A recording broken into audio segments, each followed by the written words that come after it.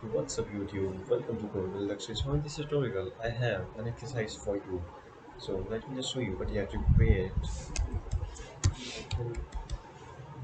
Right. So when you run this program, you will get the window like this where you have to put the value in the kilometer and convert them to centimeters, meters and miles.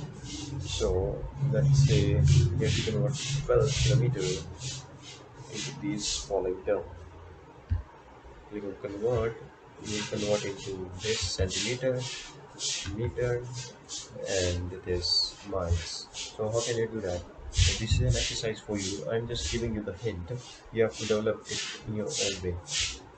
So first of all, you have to create a function.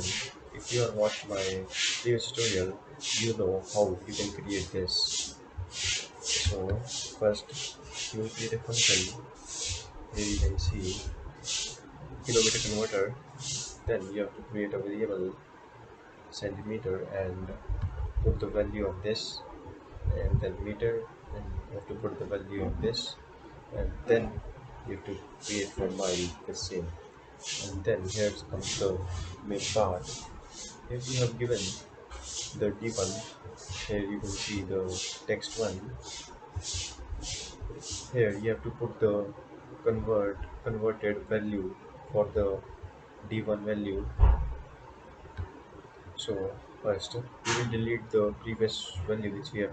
In case the user entered any value, let's say, for example, we have entered the 12 and we want to write again any number, let's say 20.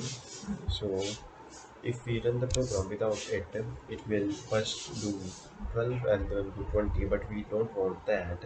We have to remove that 12 and then run the 20. That's why we have to put this delete button here, and same for the other, and same for the other, and this is the same that on the previous tutorial. And guys, after that we have to create a variable. Name is kilometer, which is a label which we have created. If I run this file, you will see the kilometer label here, and after that you have to create a button where you can see, and in this button you have to put the value of this kilometer converter function. Then we will take the input from the user. Here you can see we have defined a one value to string, and then we have converted it into float, and after that we have put the value of this into the text block which is at the last. So basically what we have done, if you are getting confused, don't worry, you can ask me the question in the comment box also. So after that, where we were, yeah, here. So what it does is it takes the input as a string, sorry, then it converts it into float and get the answer, and then run it in the text block. And after that, when we get the entry, we get the value in the text block 1 and then text block 2, and same for the d2 text and same for the 3 text. Sorry for the sound guys, my little brother is frustrating me.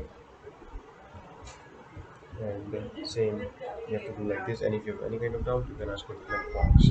So let me just show you the program. Got right, if I run it, first of all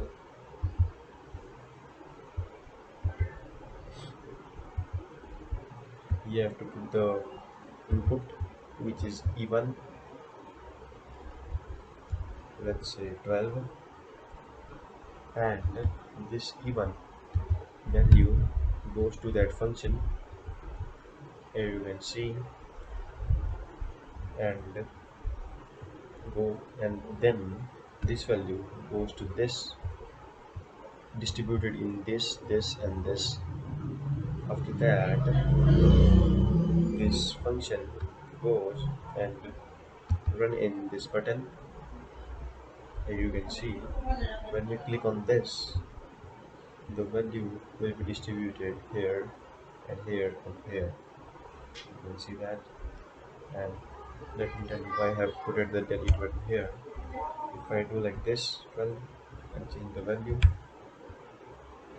and convert it, it will delete the previous value of 12 and run this 23 here. So that's all for this tutorial, and if you have any kind of doubt, you can ask me in the comment box. And thank you, and we'll meet you in the next tutorial.